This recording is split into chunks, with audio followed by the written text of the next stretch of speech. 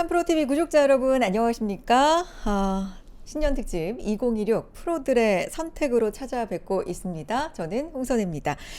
2025년 한 해 국내 시장이 정말 기록적으로 상승을 했고요.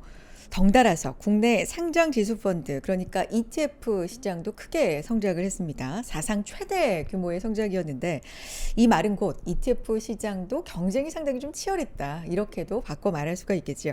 이 치열한 경쟁 속에서 2025년 한 해 동안에, 그러니까 1년 동안에 약 5배 순자산 총액 AUM이라고 하죠. 이 성장을 거두면서 주식형 액티브 ETF 시장을 선도하고 있는 곳이 있습니다. 바로 삼성 액티브 자산 운용인데, 그곳의 운용 책임자 오늘 모셔보고 이야기를 나눠보도록 하겠습니다. 김지훈 본부장님 모셔봅니다. 안녕하세요. 네, 안녕하세요. 본부장님 반갑습니다. 네. 새해 복 많이 받으시고요. 네, 새해 복 많이 받으세요. 네. 삼프로TV는 뭐 얼마 처음 만에? 나왔어요. 처음 출연이세요? 네, 언제 불러주시나 했는데 이렇게 불러주셔가지고 뭔가 출세한 기분이고, 네, 이렇게 여의도에 다니시는 분들을 막 보면서 오픈 스튜디오에서 너무 세련되고 좋습니다. 반갑습니다. 네. 삼프로TV 첫 출연이신데 네. 2016 프로들의 선택 네. 특집으로 또 모시게 됐고, 네. 제가 또 네. 대담을 할 수 있어서 네. 저도 또 영광인데, 연말 연초에 네. 증권가 분위기가 약간 좀 휴가도 내고, 네. 이런 분위기 한산하지 않나요? 근데 올해, 그러니까 2025년에 시장이 좀 좋았으니까 올해는 조금 다르다는 얘기도 있고요. 어떠세요? 원래 연말까지 이렇게 약간 장이 시들시들 하다가 네. 이제 1월부터 갑자기 다시 세팅되면서 이렇게 좀 항상 1월 효과가 좀 많은 편이거든요. 그렇죠. 1월 효과 얘기하죠. 네. 어. 그런데 그게 약간 한 일주일 좀 당겨진 것 같아요. 일주일이 당겨졌다. 그러면 네. 연말부터? 네, 지금 아. 삼성전자 이제 또 하이닉스도 경고도 풀리고 하면서 먼저 이렇게 출발을 했잖아요. 그래서 연말에 저도 좀 휴가를 편하게 못 내고 이제 시장 대응을 해야겠다라는, 그리고 왠지 11월, 12월이 좀 이제 10월 강세 이후에 기간 조정을 거쳤기 때문에 저희는 이제 우려의 벽을 타고 주식시장이 반등을 할 가능성이 높지 않을까? 그렇게 생각하다 보니까 1월 시작이 이제 저희도 굉장히 긴장이 됩니다. 네. 그러니까 미리 1월 효과를 좀 연말에 사실 네. 시장이 약간 쉬어가지 않을까 했는데 의외로 뭐 네. 삼성전자, 하이닉스 이제 달려가다 네. 보니까 네. 미리 증권가는 좀 앞서가 있는 것 같다. 네. 시선이. 그래서 네. 조금은 이제 바쁘실 것 같은데, 삼성 액티브 자산 운용 지난 11월 AUM 1조 돌파에 이어서 2026년 이제 새해에는 3배 이상의 성장을 달성하겠다, 이런 계획도 좀 밝히신 걸로 알아서 네, 그 마음도 비밀 그렇고. 계획인데 어디 이렇게 다 누설이 됐더라고요. 비밀 아닌 것 같은데 이 정도로 이제 공개가 된 네. 건데, 어쨌든 성과가 2025년 괜찮으셨다는 거죠? 너무 감사하게도 이제 저희 코액트 브랜드가 약간 어떻게 보면 듣보잡이었다가 이런 철학으로 액티브 ETF를 하는 친구들이구나. 그러면서 조금 알아봐 주셔가지고 저희는 너무 감사하고, 그 1조 넘는 그 수탁고의 무게가 이제 그 저희한테 맡겨주신 분들의 미래가 거기 또 달려 있다고 생각하니까 정말 책임감 있게 운용해야겠다, 그런 생각이 더 많이 듭니다. 이런 철학이 뭔데요? 어떤 철학을 가지고? 저희는 네. 이제 세상의 변화에 투자한다라는 철학이고요. 네, 세상의 변화에서 거기 주도할 기업들, 살아남을 기업들에 투자한다. 이런 철학입니다. 그래서 제가 뭐 방송도 많이 나가고 저희 회사에서도 많은 노력들을 했는데 이제 조금 알아주시는 것 같아서 네, 일할 맛이 나는 그런 상황입니다. 그래서 이제 소위 물 들어올 때 네. 노를 젓는다. 네. 조금 더 가열차게 네. 2026년은 네. 달려보시겠다, 이런 포부도 좀 있으신 것 같은데, 이게 액티브 ETF잖아요, 본부장님. 그럼 사실 이제 지수 추종 패시브하고는 다르게 네. 펀드 매니저가 유망 종목을 선별해서 네. 지수보다 초과 네. 수익을 이제 거두겠다, 이런 목적으로 이제 하는 거기 때문에 네. 그러니까 확실히 시장 좋을 때는 좋죠. 네. 그래서 좋다 이제 그렇게만 생각을 하실 수는 없고, 네. 조금 더 한 발 먼저 시선을 앞으로 미래로 이제 가서 네. 좀 더 생각할 거리가 있지 않을까도 싶은데, 네. 어떤 생각으로 요즘에 좀 지내고 계신지, 시장 관련돼서.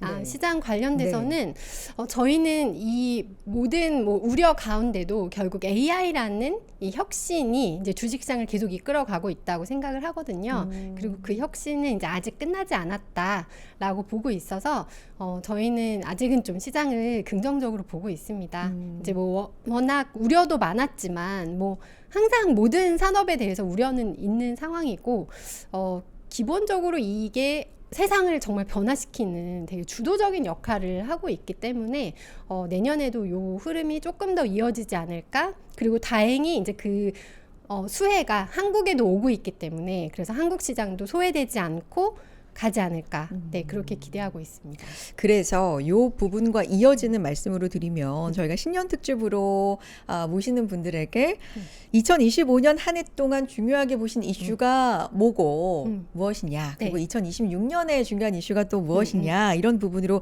공통적으로 질문을 드렸었는데 AI 반도체 이슈 이제 빠짐없이 꼽아주셨고 뭐 현 정부의 정책 이슈 이런 부분도 꼽아주셨는데 그 부분은 이제 뒤에 얘기를 드릴 거고, 근데 김지현 본부장님만 이제 언급하셨던 부분이 네. 바로 지금 질문을 드릴 바이오 기술 수출이거든요. 네. 이 부분을 네. 유일하게 정말요? 꼽아주셨어요. 네. 네.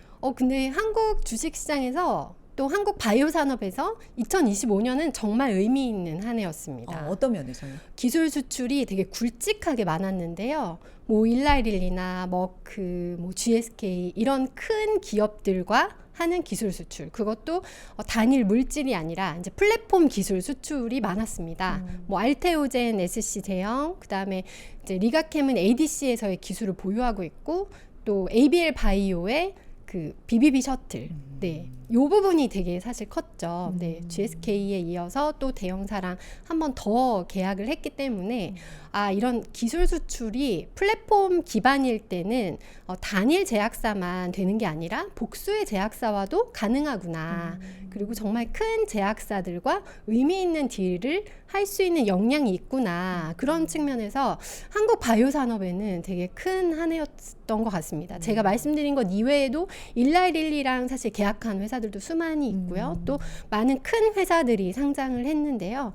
네, 약간 이제는 레벨이 좀 달라지지 않았나. 네, 그렇게 생각이 됩니다. 바이오가. 네, 한국 바이오의 위상이 예전과는 많이 달라진 것 같습니다. 네. 일라이릴리 말씀해 주셨는데 이제 지난달 그러니까 11월이죠. 네. 네, 11월이면 12일쯤으로 기억하는데 ABL 바이오가 네. 일라이릴리. 네. 3조 7,500억 규모의 기술 이전 계약 뭐 이런 부분도 있었고 뭐 네. 상한가로 집행했고 뭐 이런 일들이 좀 많았어요. 네. 이렇게 보면. 네. 그리고 전통적으로 상장되어 있는 거 외에도 신규 상장 네. 바이오들도 굉장히 좀 주목을 네. 받았던 하반기였고, 올해 왜 K바이오 기술 수출이 좀 주목을 받았을까요? 좀 특별한 이유가 있을까요?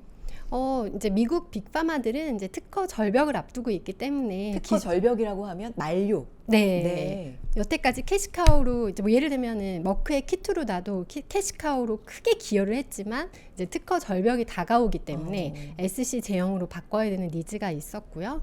또 다른 제약사들도 사실 마찬가지입니다. 그리고 뭐 예를 들면은 비만 치료제 많이 들어보셨잖아요. 그렇죠. 비만 치료제에서도 이제 그게 점점 주기가 짧아지다가 이제는 경구용까지 또 이렇게 네. 그렇게 바뀌는 기술이 있기 때문에 그렇기 때문에 이제 제약사들 입장에서는 내가 가진 이 물질을 다양한 기술로 어떻게 빠르게 또 새로 고객을 유치할까 이렇게 하다 보니 이제 한국의 이제 기술력 있는 기업들과 니즈가 맞은 거죠. 네. 요게 이제 이렇게 이해하면 되겠습니까? 특허권이 만료가 되고 네. 특허권이 사라지면 약값이 떨어지는 거죠. 네. 그러면은 매출에도 그게 타격이 있기 그렇죠. 때문에 그거를 공백을 메우려면 네. 뭔가 파이프라인 기술 이전 새로운 거를 네. 좀 찾아다니는 네. 글로벌 빅파마들이 많은데 네. 우리는 기술을 갖고 있고 네. 요 니즈가 서로 네. 맞았다. 네. 이렇게 이해하면 네. 되겠습니까? 네, 근데 맞습니다. 요게 이제 2026년에도 이어질 것인가인데 좀 긍정적으로 보시나 봐요? 네, 저는 긍정적으로 보고 있습니다. 그래요? 네. 아까도 제가 이게 네. 한 레벨이 올라왔다고 말씀드렸잖아요. 그리고 물질 특허 같은 경우는 한 번 제가 이 제약사에 그 물질을 팔고 나면 다른 제약사에는 팔 수가 없죠. 근데 기술 수출 같은 경우는 SC 제형이라든지 아니면 BBB 셔틀 같은 경우는 어떤 물질을 이제 뇌혈관 장벽 안에 넣어주는 거잖아요. 그렇기 때문에 그 물질은 각 제약사가 가지고 있고 그 기술은 ABL 바이오에 있기 때문에 사실 추가로도 가능한 거죠. 근데 이제 지금 연말에 그 ABL 바이오의 그 아주 기쁜 수주 소식으로 주가가 이제 업종이 많이 올라서 이제 내년에도 이제 좀 기대에 못 미칠 경우 변동성은 있겠지만 저는 길게 보면 이제 격이 달라졌다. 네, 이렇게 생각합니다. JP 모건 헬스케어 네. 컨퍼런스 이것도 상당히 중요한 일정으로 바이오 얘기할 때 꼭 이제 12월 1월 되면은 네. 얘기를 하는 일정인데 네. 이 부분은 이렇게 그러니까 기대를 많이 하는 만큼 네. 사실 주가에는 반영이 안 될 수도 있고 아니면 네. 실제로 뭐 뭔가 이슈가 있을 수도 있는데 주목할 만한 사항이 좀 있어요. 아무래도 암이나 이제 뇌혈관 관련된 뇌질환 치료제는 이제 고령화가 되면은 피할 수 없게 누구나 뇌질환 노출이 높아집니다. 그래서 이제 그런 쪽으로는 좀 많이 이야기가 나올 거라고 하더라고요. 근데 항상 제가 지나고 보면 사실 JP모건 헬스케어 포럼을 되게 기대하지만 그러니까요. 네, 저도 항상 학회 얘기를 네. 하긴 하는데 그때 뭐 이렇게 당장 되는 경우는 네. 별로 없습니다. 아. 근데 그래도 이제 그때 노출이 되거나 이제 좀 빅파마들한테 어떤 제약사의 뭐 파이프라인이나 물질을 소개할 수 있는 좋은 기회가 되긴 하죠. 근데 당장 거기서 뭔가 큰 일이 일어나지는 잘 않더라고요. 네. 제가 이제 바이오 얘기를 언급을 해주셨으니까 바이오 얘기를 좀 이제 여쭤볼 수밖에 없는 게 전문가분들에게 아까도 얘기 드렸지만은 설문을 했을 때 유일하게 네. 이제 바이오 말씀을 네네. 해주셨기 때문에 이 부분을 좀 계속해서 여쭤볼 수밖에 없는데 사실 그 바이오가 못 가면 네. 코스닥 자체가 좀 가기가 힘든 우리 그쵸. 지수 구조가 있잖아요. 네, 맞아요. 근데 사실 코스닥 활성화 정책도 네. 나오고 뭐 이러는데 바이오가 어느 정도나 이제 그 업황이나 산업의 분위기가 좀 따라가 줄까 이런 것도 좀 관심사인데 이것도 연관성이 있습니까? 그럼요. 네. 코스닥에서 바이오 업종 비중이 되게 높기 그렇죠. 때문에 연관성이 있을 것 같고요. 근데 이제 4분기에 되게 이미 많이 올라가지고 네, 내년에 이제 코스닥을 추가로 견인할 때는 저는 이제 오히려 2차 전지의 반등이나 반도체 소재 쪽에서의 소재나 장비의 반등이 이제 같이 나와야 코스닥 지수가 더 갈 수 있지 않을까? 네, 생각합니다. 하지만 거기에 바이오까지 뭔가 좋은 네. 소식이라든지 긍정적인 부분들이 더해진다면 네. 더 힘을 낼 수도 네. 있는 거고 뭐 네. 이렇게 보신대요. 금리 인하도 바이오 뭐 예를 들면 금리 인하 네. 수혜 그러면 바이오를 이제 네. 생각을 자연스럽게 좀 공식처럼 네, 네. 하게는 되는데 지금 금리 인하 같은 경우는 약간은 뭐 많이는 횟수가 안 나올 것 같은 게 2026년 전망이잖아요. 네. 이건 어때요? 네, 저도 금리 인하를 별로 고려해서 넣고 있진 않습니다. 네. 그런 부분 때문에 이제 긍정적이다라고 보신 건 아니고 네. 배제를 하더라도 네, 그냥 펀더멘털로 봤을 때 예전에 비해서 기술 수출하는 그런 계약도 굉장히 이제 세련되게 하고 있고, 네, 그런 면에서 또 상대 제약사도 엄청 큰 빅파마들이잖아요. 그래서 저는 거듭 말씀드리지만 이제 격이 달라졌다. 네, 그렇게 생각합니다. 거듭 말씀드리지만 바이오 말씀을 유일하게 해주셨기 때문에 바이오 네. 관련된 지금 이슈를 네. 다 한번 여쭤보고 던져보고 있습니다. 그 생물보안법? 네. 이 이슈도 계속해서 바이오 업종 얘기할 때 좀 따라오는 네. 어떤 하나의 화두기는 한데 네. 이 부분은 어떻습니까? 2026년의 영향. 그거는 그렇게 크진 않을 것 그래요. 같아요. 네. 네. 그러면 지금 본부장님 말씀 쭉 들어보니까 금리 인하 같은 경우도 추가로 좀 더 금리 인하 기조가 강해진다면 그냥 플러스 알파. 네. 근데 지금은 그건 배제하고도 그냥 네. 기술 정도의 업그레이드가 된 부분만으로도 네. 긍정적으로 보고 계신 부분이 거의 네. 대부분이고 그러니까 펀더멘털 위주로. 네, 네. 그럼 만약에 된다면 플러스 알파. 네. 뭐 이 정도로 생각을 해보도록 하겠습니다. 자, 2026년 증시 전망 이제 본격적으로 좀 해보도록 하죠. 2026년에 국내외 증시 영향을 미칠 사실 여러 변수가 있습니다. 2025년도 뭐 그랬지만 2026년은 글쎄요. 이제 아주 크게 생각이 나는 건 우리도 지방선거가 있고 네. 뭐 미국도 중간선거가 있고 요게 이제 6월, 뭐 11월 이렇게 각각 있어서 1년 내내 좀 영향을 줄 수 있을 것 같기도 하고 그거 외에 또 어떤 거 보시는지 전반적으로 좀 짚어주시겠어요? 내년에는 사실 이제 제일 중요한 게 제가 AI 그 인프라의 버블이 저는 아직은 아니다라고 말씀을 드렸지만 이제 내년에도 그 의심은 계속 될 것 같아요. 버블이다 아니다 논쟁은 계속 옵니까? 네, 계속 네. 될 것 같고요. 그리고 지금 이제 단기적으로는 병목이 에너지 쪽에 있기 때문에 그 에너지 쪽에서의 문제를 어떻게 빨리 해결할 것이냐. 네, 그게 되게 중요할 것 같고요. 그리고 저희가 이제 AI 산업의 흐름을 전망했을 때 처음에는 AI 인프라를 구축하는 단계가 있을 것이고 이제 그때 엔비디아의 GPU가 많이 쓰이고 그다음에 AI 서비스에서 이제 주도적인 기업이 나올 것이고 그 다음에는 이게 이제 로봇과 결합된 피지컬 AI로 갈 것이다. 이렇게 전망을 드렸었는데요. 그래서 AI 인프라에서 이제 엔비디아, 그다음에 이제 브로드컴까지 주목을 받았고 AI 서비스에서는 이제 구글이 많이 앞서 나간 모습이 보였죠. 네, 그리고 이제 올해 CES에서도 이제 피지컬 AI가 크게 화두가 될 거라고 하는데 이제 자율주행이나 뭐 휴머노이드 로봇까지 이제 그런 게 되게 많이 소개가 되지 않을까. 네, 그래서 올해도 그 흐름이 계속 이어질 가능성이 좀 높다고 보고 있습니다. 근데 에너지 산업에서의 병목이 해소되는 게 이제 그 AI 그 인프라가 원활하게 깔리고 서비스가 잘 되는데 좀 중요하지 않나 보고 있습니다. 그래서 2026년에 저희가 생각하는 화두는 에너지입니다. 네. 에너지. 그러니까 네. AI 네. 중에서도 그게 타고 연결고리를 찾아가다 보면 결국에는 에너지가 될 것이다. 네. 그러니까 이게 전력이 중요하다. 뭐 여기에서부터 시작을 하는 건가 봐요. 네. 그러면 뭐 전기, 전력, 에너지 구체적으로 뭘 봐야 됩니까, 본부장님? 데이터 센터에 전력을 공급하기 위한 에너지원이 뭐가 될 것인가? 네, 원전은 사실 조금 멀리 있고요. 이제 태양광이라든지 아니면 가스터빈, 뭐 연료전지, 그리고 그 신재생 에너지와 같이 수반해서 나가는 ESS. 네, 이런 쪽이 좀 중요할 것 같습니다. 네.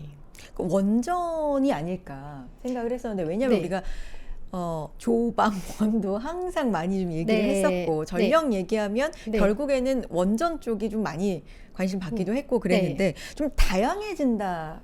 네, 라는 저는 말씀이세요? 그렇게 생각합니다. 네. 태양광, 가스터빈, 뭐 ESS까지. 네. 그렇다면 2차 전지도 다시 한번 좀 네. 관심을 받을 수 있다. 네. 뭐 이런 말씀으로 들리기도 하고. 그런데 이제 2025년을 돌아보면 사실 결국에는 거품론이 나올 때마다 지나고 보면 요때 샀어야 되는구나. 근데 맞습니다. 이랬었던 네. 거잖아요. 네. 근데 본부장님 말씀도 그건 반복될 거다. 네. 거품론은. 네. 그러면 그때마다 그렇게 흔들릴 때마다 결국에는 2025년에 배웠던 것처럼 사야 된다. 뭔가 네. 매수 타이밍이다. 뭐 이렇게 봐야 될까요?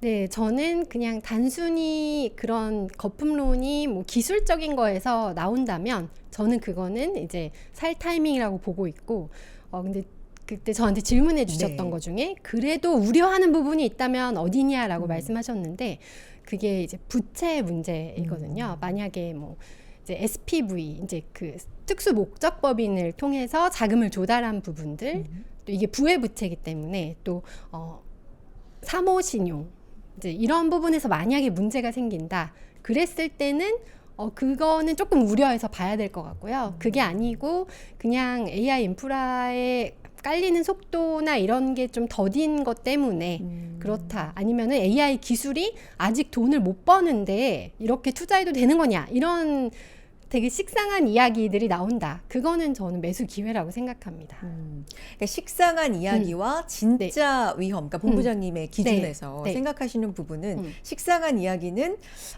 아직은 매출이 이렇다하게 안 나오는데 투자를 계속 이렇게 해도 되는 거야는 식상하다. 네. 요거 때문에 흔들린다면 그건 매수 기회로 삼아도 되지만 위험한 건 뭔가 자금 조달, 빚을 내서 특수 뭐 법인을 통해서 네, 이런 부분과 사모신용 뭐 이런 거 오라클 생각이 좀 나는데 네, 그쪽에서 이제 좀 복잡한 구조가 있는데 그 부채 조달한 게 이제 원활히 갚아지고 또 수주로 했던 게 원활하게 이제 매출로 전환이 되고 요런 모습이 나와서 현금 회수가 되면서 간다면 가장 좋겠지만 혹시라도 이제 여기서 제가 아까 말씀드린 것처럼 에너지에서 좀 병목 현상이 있기 때문에 몇 박자가 조금 어긋났을 때 혹시라도 거기서 문제가 생긴다.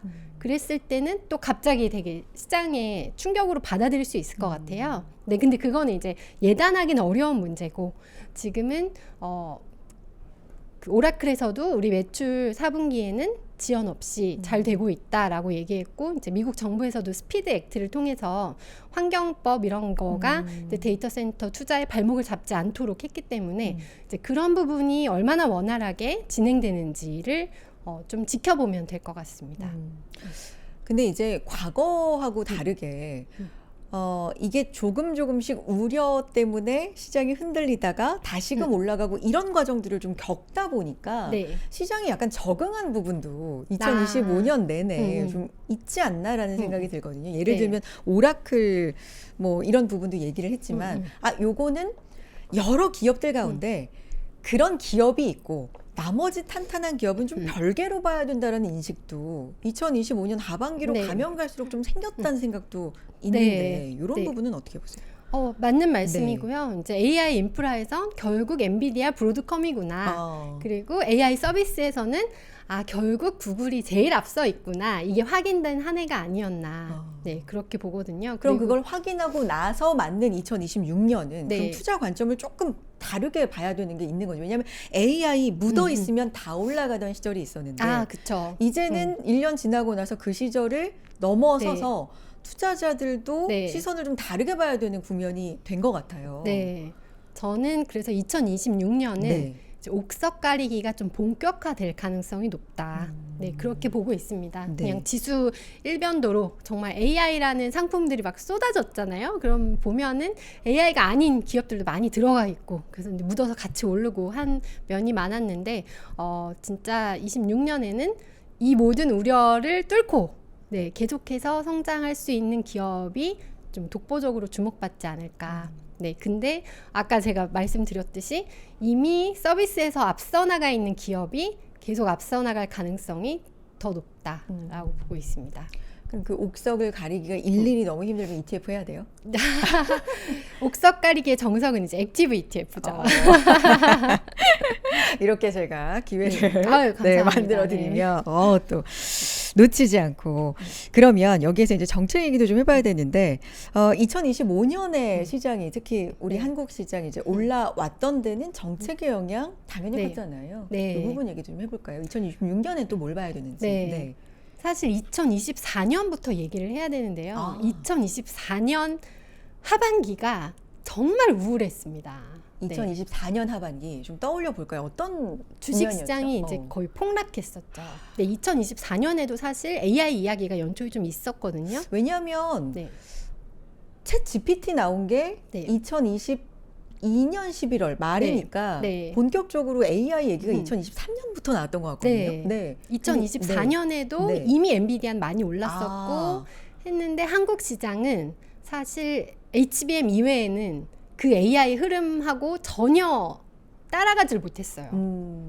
그리고 이제 삼성전자에 대한 좀 약간 과도한 실망감 이런 게 나오면서 하반기에 이제 반도체를 중심으로 주식시장이 좀 급락을 했었죠. HBM, 삼성전자 퀄테스트 네. 뭐 이런 얘기가 계속 희망을 주다가 실망을 주다가 반복하던 시기군요. 네. 그래서 사실 저는 그때 이제 한국 시장이 언더슈팅 했었다고 생각하고 네. 근데 2025년에 들어서 어느 정도 정상화된 다음에 이제 대선 이후에는 좀 더 그 리레이팅이 좀 본격화된 게 아닌가 네, 생각이 됩니다. 그래서 대선 결과가 나오고 또 상법 개정도 진행되고 또 마침 이제 반도체 업황도 긍정적으로 개선되고 네, 저는 사실 한국 시장에 그래서 그 두 가지 축으로 설명을 항상 드리는데 한쪽은 이제 상법 개정이라든지 뭐 배당소득 분리과세 이런 지배구조 개선의 한 축이 있고요. 또 다른 한 축은 이제 기업들의 탄탄한 이익, 경쟁력.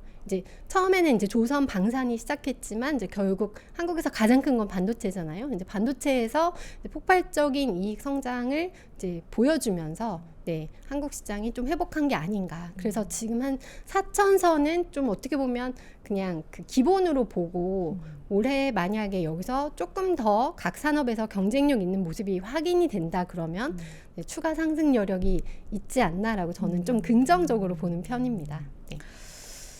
이게 항상 이제 하다 보면 네. 초반에 그러니까 연초에 코스피 밴드를 얼마나 보세요? 이런 얘기를 네. 거의 뭐 기계적으로 식상하게 질문을 네. 드리게 되는데 네. 의미는 저도 사실 별로 없다고 보거든요. 네. 근데 지금 시점에서 궁금할 수밖에 없는 건 이게 2,400, 2,200도 받다가 네. 4,200 이렇게 네. 왔기 때문에 네. 도대체 긍정적으로 만약에 보시는 증권가 네. 입장에서는 네. 이걸 위를 어디까지 보고 계실까 이게 궁금하긴 한 시점이에요. 네. 네. 사실 저희는 항상 이 지수 레벨보다는 네. 방향성에 더 초점을 맞췄던 것 같아요. 어. 왜냐하면 얼마나 오를지 얼마나 빠질지는 이제 가봐야 아는 거지 미리 예단하기는 어렵거든요. 근데 뭐 적어도 그래도 한국 시장은 PBR 0.8은 하방 경직성이 높았습니다. 뭐 요 정도 말씀은 드릴 수 있겠죠. 그게 이제 2,000 네. 몇백. 네. 근데 이제 저희 생각에는 아무튼 지금 우상향 추세가 쉽게 꺾일 것 같진 않다. 이렇게 말씀드리는 게 가장 정확할 것 같아요. 우상향이 쉽게 꺾일 것 같지 않다는 사실 글쎄요. 어떻게 받아들여야 되죠? 왜냐하면 위가 어느 정도 열려 있는지를 2,000대에서 4,000이 됐는데 요 위를 어느 정도 봐야 될까? 증권가 분들은 글쎄요. 5,000, 7,000 얘기도 나오고는 있는데. 네. 그거는 그때 당시에 또 이제 경제 상황이나 기업들의 이익 상황에 따라서 달라지는 거죠. 네. 우문현답이었던 것 같아요. 그렇죠? 정책 얘기 조금만 더 해보면 대선 상법 개정 이슈 뭐 이런 부분들 뭐 돈의 흐름을 크게 이제 조금 더 생산적인 쪽으로 네. 옮기겠다는 정부의 의지 요게 네. 2025년에 굉장히 크게 시장에서 작용을 했다면 2026년은 정책 면에서 본다면 어떤 이슈가 좀 있을까요? 정책 면에서는 이제 코스닥 활성화에 정부가 조금 열심히신 것 같더라고요. 2025년 이제 하반기부터 네. 조금 더 드라이브를 걸었던. 네. 그래서 2026년에 그게 좀 본격적으로 반영이 되지 않을까라고 생각이 되고. 근데 이 부분도 사실은 좀 회의적인 일각의 의견을 전하면 네. 전하면 네. 이거 많이 어디서 들어봤는데 코스닥을 살리겠다. 네, 네. 좀 계속 나왔던 거는 같은데 네. 근데 반복적으로 계속 나온다는 건 그만큼 투자자분들이 체감할 만큼 네. 만족할 만큼 성과가 없었기 때문에 네. 이번만큼은 좀 해보겠다라는 의지가 계속해서 좀 나오는 거잖아요. 네. 그래서 이번엔 될까? 뭐 이런 좀 투자자분들의 네. 생각도 있긴 있는 것 같아요. 네. 어떠세요? 충분히 그런 의심하실 만한 상황인 것 같고요. 그런데 이제 저희는 그럼 기업들의 면면을 봤을 때 그래도 아까 말씀드린 것처럼 결국 코스닥은 바이오 업종, 그다음에 반도체 소부장, 2차 전지 소재, 그리고 뭐 엔터나 뭐 게임 그렇죠. 이런 쪽으로 네. 구성이 되어 있는데 이 각각의 산업을 봤을 때 저희는 약간 저점을 통과하고 있는 산업이 좀 많다고 생각하고요. 이제 바이오는 먼저 반영이 됐지만 그래도 그 오를 만한 이유가 있었기 때문에 오른 거고 근데 여기서는 이제 좀 바닥을 통과하는 산업들이 오르면서 가지 않을까. 저점을 통과하고 있는 산업이 뭐가 보이세요? 저는 엔터도 사실 저점을 통과하고 있다고 생각이 되거든요. 네. 한국 K-팝의 위상이 사실 꺾이진 않았잖아요. 지금 K-컬처가 이 정도로 정말 전 세계에 영향을 미치는 게 뭐 단군 일의 역사상 처음일 것 그렇죠. 같은데 근데 그런 상황에서 이제 기대감이 좀 너무 높았다가 한 3분기 실적 이후에 기대감이 이제 실망으로 바뀌면서 매도세가 급하게 나왔었고 그런데 내년으로 봤을 때는 여전히 한국 K-팝의 경쟁력은 살아있고 또 오히려 이제 다른 뭐 중국이라든지 이렇게 진출하는 국가도 좀 더 늘어날 수 있다고 생각하면 저는 좀 업사이드가 있지 않나라고 생각합니다. 엔터 저점을 좀 통과하고 있다. 네. 또 있을까요? 그러니까 코스닥에서 네. 조금 더 중요하다. 네. 비중이 크다. 2차 네. 전지, 네. 바이오 그 밖에도 이제 네. 2차 전지는 사실 어려운 부분이 이제 전기차는 좀 안 좋고 근데 ESS는 아까 말씀드린 것처럼 이게 또 갈 수밖에 없는 방향이고 그래서 그 부분이 약간 충돌하고 있는데 이제 최근에 좀 주가가 이미 많이 빠졌거든요.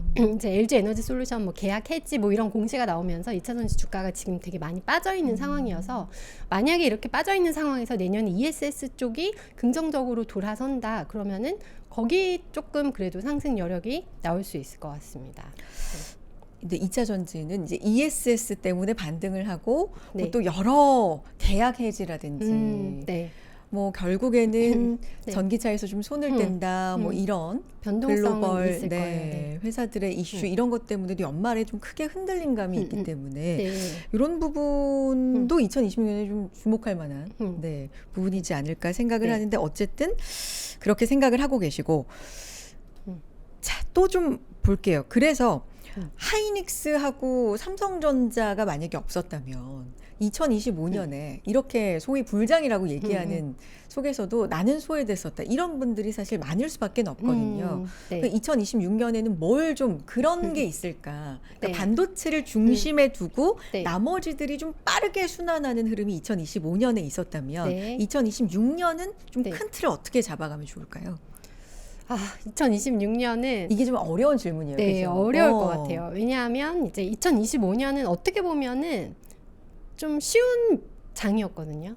그냥 유명한 애들을 사면 됐습니다. 네, 그냥 조방원 사고, 네, 그 후에는 반도체 네, 가고, 반도체 갈 때 반도체 사고, 바이오 갈 때 바이오 사고, 그냥 유명한 애들 따라갔으면 되는 장이었는데 2026년에는 종목별로 옥석 가리기가 되게 심해질 가능성이 저는 높다고 보고 있습니다. 그러니까 난이도가 쉽지 않은 네, 시장이다. 그래서 종목 2020. 선택이 굉장히 중요할 것 같고요. 또 반도체도 제가 이제 긍정적인 말씀을 많이 드렸지만 지금 이렇게 한국 반도체가 평화로운 거는 또 그 중국 반도체 CXMT 이제 창신 반도체가 이제 한참 한국을 추격하다가 이제 2025년에는 조금 주춤했어요. 이제 그런 영향이 있어서 지금 또 평화로웠기 때문에 이제 그것도 계속 사실은 저희가 리스크로는 봐야 되거든요. 언제 또 불거질지 모르는. 그래서 그런 측면에서는 내년에는 정말 고려해야 될 요소가 많다. 네, 그렇게 생각이 됩니다. 근데 오히려 이제 뭐 저는 이제 내년을 반전이라고 말하고 싶은데 반전. 네, 반도체 아직 상반기까지는 좋고, 네, 그리고 아까 에너지, 전력 부분도 분명히 필요한 부분이고 한국에 경쟁력 있는 기업들이 많기 때문에 되게 좋을 거고, 그리고 또 업종 면에서도 이제 반전이 되는 업종들이 소외되었던 업종들이 주목받을 가능성도 있지 않을까. 이제 엔터도 그 예가 될 수 있고요. 또 만약에 이제 러시아 우크라이나 종전 협상이 지금 진행 중인데 만약에 이게 종전 협상이 또 진짜 성사가 된다.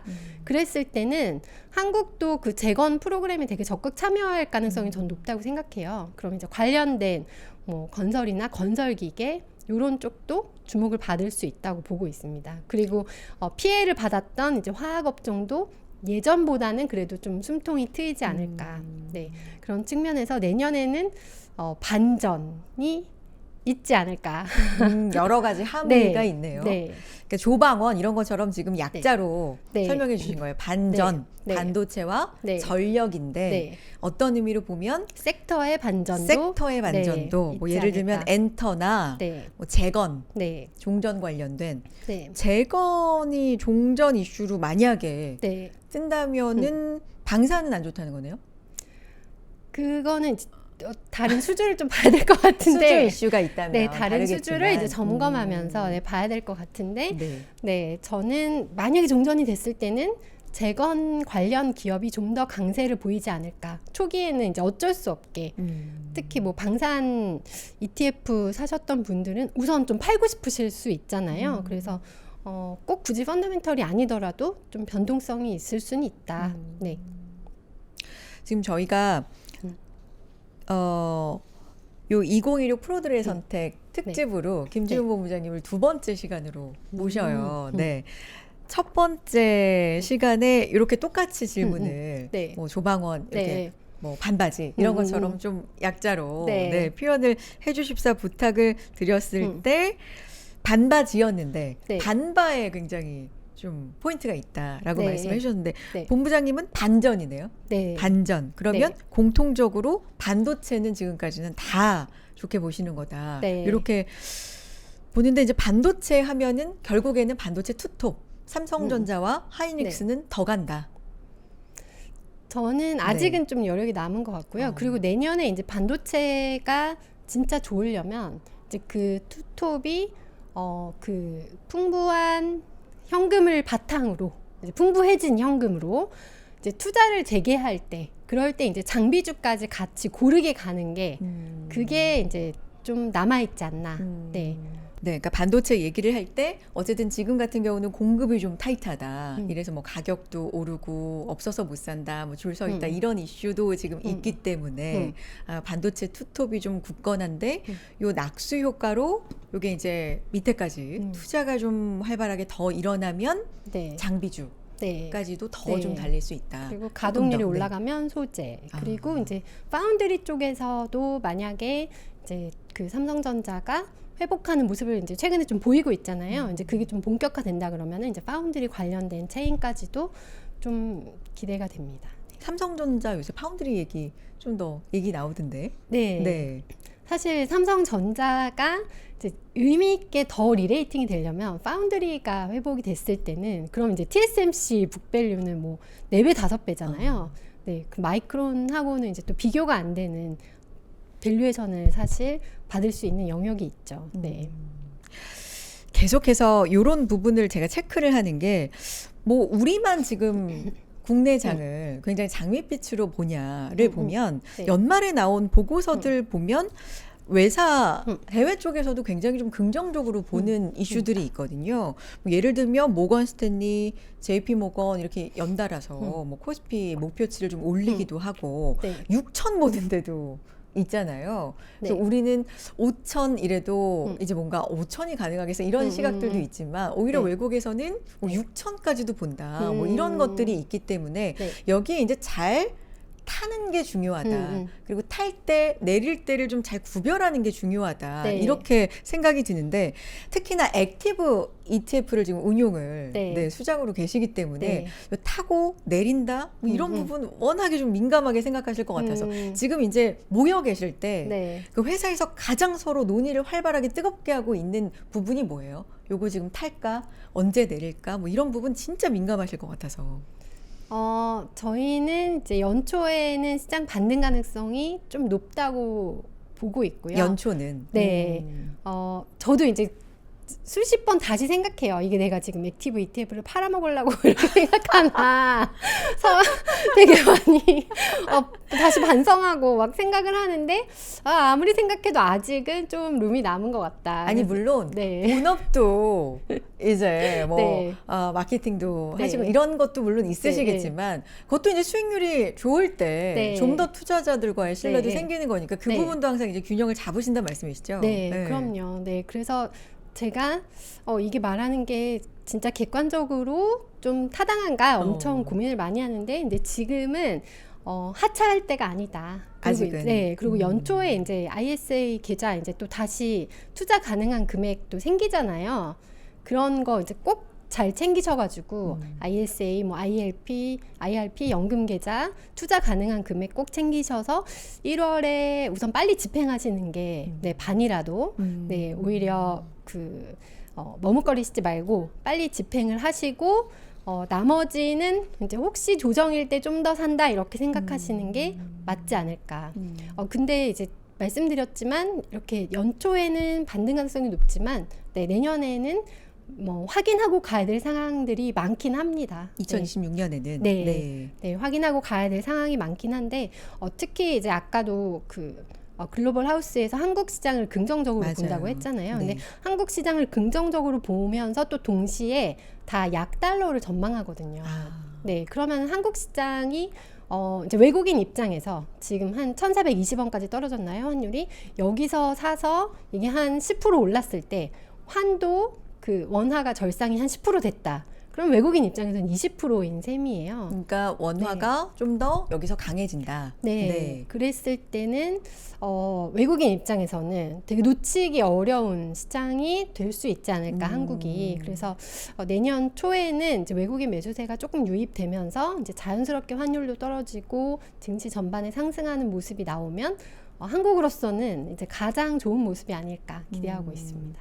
아직은 내릴 때가 아니다. 특히나 연초에는 조금 더 이 좋은 흐름이 이어질 네. 수 있다. 그러면 사실 분기별로도 요거를 조금 나눠서 생각을 하세요. 물론 이거를 지금 결정을 큰 그림을 그리셔도 네. 그때그때 변수가 워낙에 많기 네. 때문에 수정을 하시겠지만 일단 지금으로서는 네. 연초 느낌으로는 예를 들면 뭐 우리 그런 얘기 많이 하잖아요. 상고하죠. 상저하고 네. 이런 얘기 많이 하잖아요. 어떤 네. 그림 그리세요? 우선 연초에는 들어가야 된다. 연초는 들어가야 네, 된다. 들어가야 된다. 네, 그렇게 생각합니다. 네. 나올 때는 좀 보자. 네, 나올 때는 상황을 예의주시하면서 그래서 너무 미리미리 결정을 네. 한다기보다 근데 네. 확실한 건 연초는 좀 들어가야 될 네. 시점이다. 그리고 네. 말씀하신 섹터로는 반전, 네. 반도체, 전력 네. 이런 쪽은 그리고 이제 네. 섹터 전반에 주도 섹터가 반전될 수 있는 부분. 그리고 또 아까 이제 정책적인 거 말씀하셨는데 사실 상법 개정이 올해 그러니까 2025년에 됐지만 그 효과는 아직 확인이 기업별로 다 되지 않았어요. 근데 2026년에는 그게 확인되는 해가 될 수 있습니다. 그래서 저는 주총에서도 되게 반응이 좀 뜨겁게 나올 수 있는 몇몇 기업이 있지 않나 생각이 되고요. 아직은 뭐 모르겠지만 그런 아무튼 소액주주 권리 확보, 그 다음에 이제 IR 활동이나 좀 투자자를 위한 활동을 많이 하지 않던 저평가 기업들 중에서도 반전이 좀 크게 나올 수 있다고 생각합니다. 네. 근데 증시 환경이 여러 가지로 좀 과거의 그 법칙이랄까요? 네. 뭐 이런 것과 좀 많이 달라졌다라고 느끼는 게 물론 뭐 환율적인 것도 물론 있지만 뭐 최근에 있었던 배당납 일, 뭐 이런 것도 배당 그 기준일이 좀 분산되는 네. 게 있잖아요. 네. 그러다 보니까 그때 변동성이 의외로 좀 줄고 네. 시장이 의외로 그냥 네. 굳건하게 상승하기도 하고 뭐 네. 이런 것도 네. 시장에 오래 계셨으니까 이것도 좀 환경이 달라진 거 아니에요? 네. 네. 저희는 사실 그런 부분이 되게 좋죠. 네.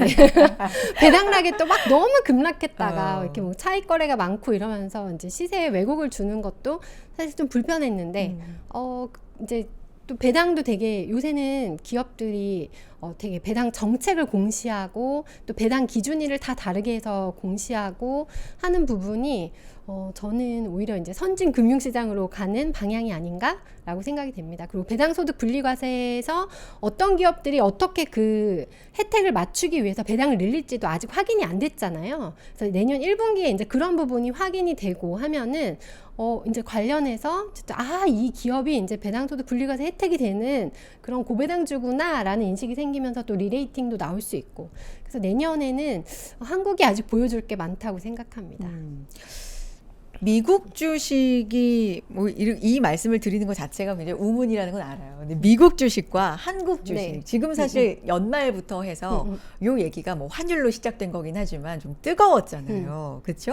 네. 근데 어떻게 보면 지수 상승률로 따지면 네. 2025년은 코스피가 압도적으로 좋았죠. 네. 물론 그런데 이게 오랫동안 쌓여있는 신뢰라는 것도 있고 네. 하다 보니까 네. 그래도 미국이다 하시는 분도 많고 이제는 뭐 여러 가지 정책도 있고 국장에 다시 돌아와 뭐 이런 정책에 힘입어서 국장 그리고 네. 뭐 실적에 대한 기대감이 높아지는 섹터들도 있고 하다 보니까 네. 뭐 이런 기대감도 좀 있는데 네. 이런 차이점은 지금 어떻게 보고 계세요? 저는 미국 상품도 있고 이제 맞아요. 한국 상품도 네네. 있지만 둘 다 이제 긍정적으로 보고 있고요. 이제 디커플링이 별로 생기지 않을 거다. 이미 한국 시장과 미국 시장은 굉장히 동조화돼서 움직이고 있습니다. 그래서 미국만 가고 한국은 또 소외되고 이런 모습이 그렇게 빠르게 나올 것 같진 않고요.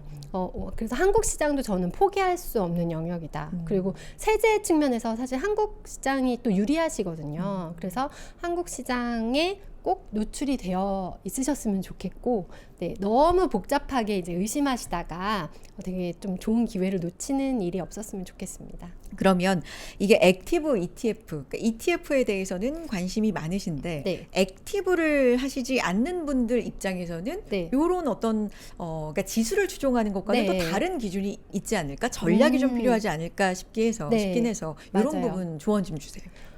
이제 액티브라는 게 좀 생소하기도 하고, 네. 이제, 펀드 매니저가 자기 맘대로 한다고 여기에 좀 이렇게 우려하시는 분도 있는데, 근데 이제, 펀드라는 단어에 너무 좀 불신이 많으셨던 것 같아요. 근데 지금 이제 저희 업계도 되게 많이 이제 정화가 돼가지고 되게 훌륭한 펀드 매니저들이 하고 있고, 특히 저희 회사의 이제 각 상품의 운용력들은 굉장히 자기 분야에 특화된 전문가들이 운용을 하고 있습니다.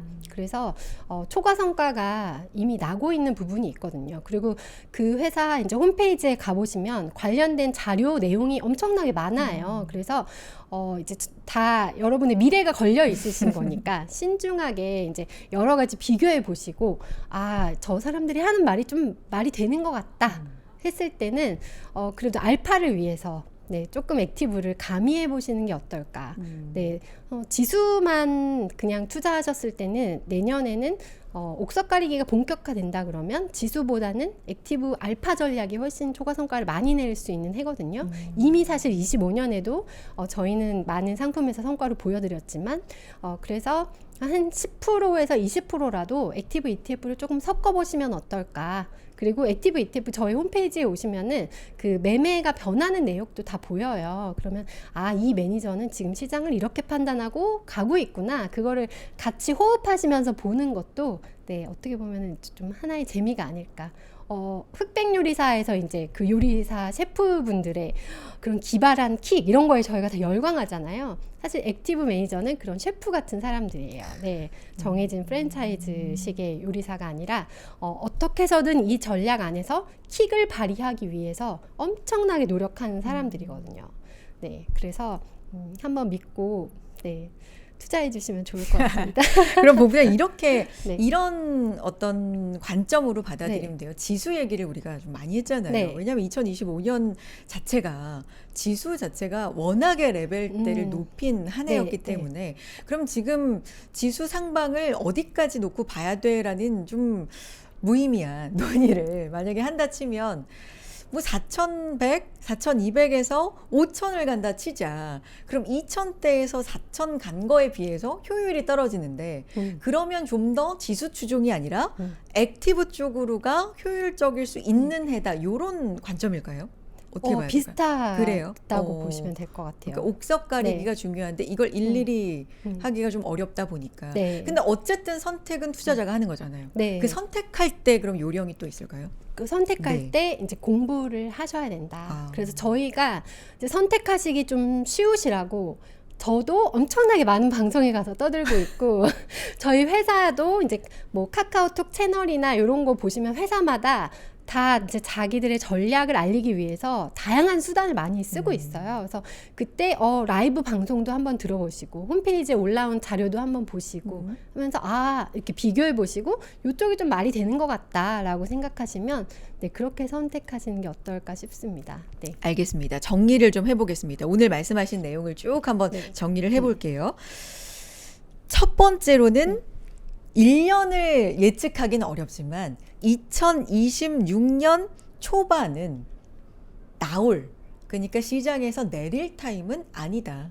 오히려 올라타야 된다라는 관점은 지금 갖고 계신 거고, 그럼 두 번째로 어떤 섹터에 좀 집중을 할까 했을 때 처음에 사실 바이오 말씀하셨잖아요.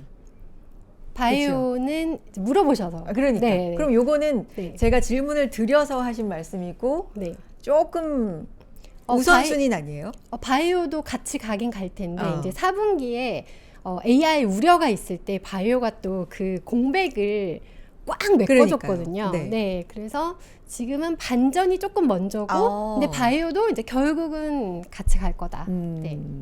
그러면 다시 정리하면 탈식인데 네. 반전, 반도체와 전력이 네. 우선이다. 네. 일단. 근데 네. 반도체 중에서는 삼성전자, 하이닉스는 좀 더 위가 네. 열려 있다라고 네. 보시는 건데, 요 이제 번 금액을 밑으로 낙수 효과로 좀 투자한다는 소식이 들릴 때는 이젠 그때부터는 본격적으로 좀 네. 장비, 네. 네, 네. 밑단들이 좀 갈 거다. 이렇게 네. 보면 되겠습니까? 네. 네. 그리고 전력 같은 경우도 네. 네.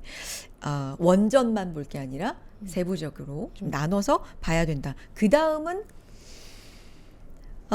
밑에서 좀 올라오는 산업들을 말씀해 주셨잖아요. 네. 사실 엔터 기억이 좀 나는데 네.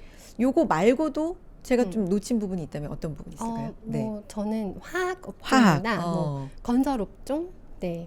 건설업종도 이제 뭐 2025년에는 거의 통으로 소외되어 있었고 좀 뭐 원가율이 많이 올라가고 그런 부분들이 있었지만 지금은 좀 정상화돼서 오히려 이제 또 수주가 원활하게 또 매출로 인식되는 시점인 것 같더라고요. 그래서 소외되어 있었지만 봐도 되지 않을까? 네. 그러면 반도체하고 전력을 좀 구심점에 두고 네.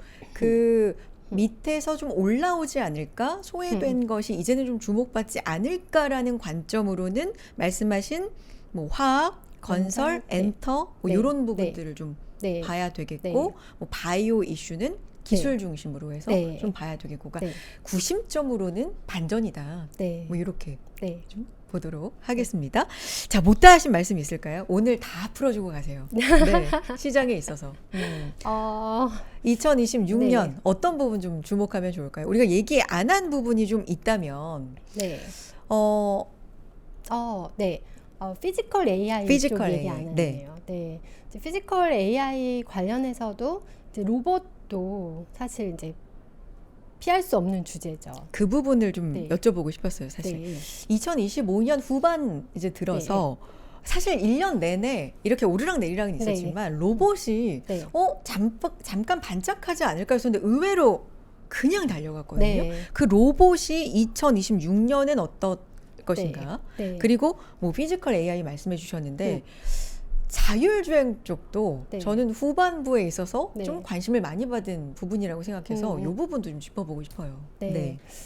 이제 아무래도 현대차가 이제 깐부 회동 이후에 피지컬 AI에 올라탄 모습이 사실 어떻게 보면은 한국 시장에서는 좀 인상적이지 않나 싶고요. 그래서 이제 CES에서도 그렇고 내년에 또 현대차 그룹이 이제 보스턴 다이내믹스 지분을 가지고 있기 때문에 그런 부분이 이제 내년에 계속 부각될 수 있지 않을까. 그리고 현대차 내부에도 그런 이제 그 생산 공정에 로봇을 도입해야 되는 수요도 있잖아요. 그래서 그런 부분이 좀 의미가 있을 것 같고요. 또 로봇이 결국은 휴머노이드를 이제 지향하면서 이야기가 계속 나올 수도 있을 것 같습니다. 이번 CES의 포인트 네, 피지컬 AI에서 나오지 않을까. 근데 자율주행 관련해서는 한국 기업 중에 자율주행 소프트웨어 기술력이 테슬라보다 좋을 수 있을까? 네, 거기서는 조금 회의적이에요. 네. 그 연말에 네. 왜냐하면 11월 말부터 해서 이제 테슬라 FSD 우리나라에서도 이렇게 다녔기 때문에 그 영상들이 보셨겠지만 엄청나게 많이 맞아요. 올라오잖아요. 네. 그러다 보니까 우와 이 정도까지였어? 그러니까 미국의 주행 환경과 우리의 지형 주행 환경이 다른데도 네. 우리 이런 복잡한 골목 주행도 되네. 뭐 이런 놀라움. 우리 많이 뒤처졌다. 그리고 현대차 이제 회장도 그런 얘기를 네. 직접 언급을 하면서 이런 부분에 대한 인식도 좀 있는 것 같아서 여기 시장 영향 좀 어떨까요?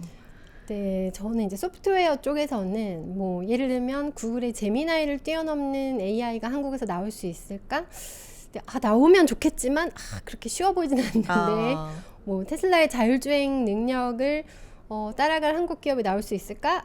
그것도 마찬가지로 쉽진 않겠는데 여태까지 이미 쌓인 데이터나 뭐 방법들이 있기 때문에 네, 그렇게 생각이 됩니다. 그래도 뭐 저희가 모바일 시대에도 또 인터넷 시대에도 뭐 네이버가 있었고 뭐 모바일 혁명에서도 그래도 삼성전자가 이제 안드로이드의 파트너가 되면서 살아갔듯이 이제 올해 만약에 이제 한국 기업 중에 그래도 어떤 영역에서 좀 두각을 나타내는 회사가 나온다. 그러면은 그 부분은 되게 긍정적일 것 같은데 아직은 조금 지켜봐야 된다라고 생각합니다. 우주는 어때요, 우리는?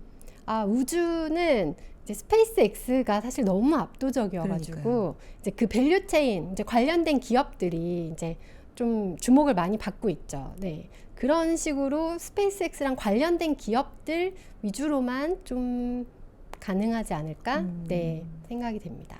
오늘 말씀하신 부분들 중에서 어쨌든 가장 중심에는 반전을 두고 네. 지금 쭉 말씀하신 이런 부분들은 시장 흐름을 좀 기민하게 네. 보면서 빠르게 움직일 필요가 있다. 네. 어쨌든 보니까 긍정적인 관점은 좀 유지를 하시는데 네. 2025년에 비해서는 난이도는 좀 있는 시장일 것 같다. 네. 이런 생각은 들거든요. 네. 조언의 말씀 좀 부탁드려요. 2026년 시장에 대해서 정리 좀 해볼게요. 아, 네. 네. 2026년에 우선 너무 과도한 우려는 특히 국내 시장에 대해서 너무 과도한 우려는 피하시는 게 조금 낫지 않을까라고 생각이 되고요. 그리고 종목별로 이제 접근하실 때도 근데 너무 테마주 위주로 접근하시기보다는 확실히 이제 이익이 좀 체력이 받쳐진 기업들 위주로 보시는 게 좋을 것 같고, 너무 이미 많이 쏠려 있었던 주식보다는 이제 새롭게 반전될 수 있는 기업을 찾아보시는 게 초과 성과에 도움이 되지 않을까 생각이 됩니다. 알겠습니다. 2026 프로들의 선택 두 번째 시간으로 모셔봤던 김지훈 본부장님의 선택은 반전이었습니다. 네, 반도체와 전력이었고 어떤 의미로는 시장의 바닥을 업황이 좀 바닥을 찍고 아니면 소외됐던 그런 업종들이 좀 반전을 꾀할 수 있는 그런 부분들을 좀 보자라는 얘기로 전반적으로 풀어주셨습니다. 김지훈 본부장님 3프로TV 첫 출연이신데 오늘 괜찮으셨어요? 가문의 네. 영광입니다. 종종 나와서 네. ETF 현황도 좀 알려주시고 네. 시장에 대해서 또 네. 좋은 뷰 주셨으면 좋겠습니다. 오늘 여기서 인사 나누죠. 고맙습니다. 감사합니다.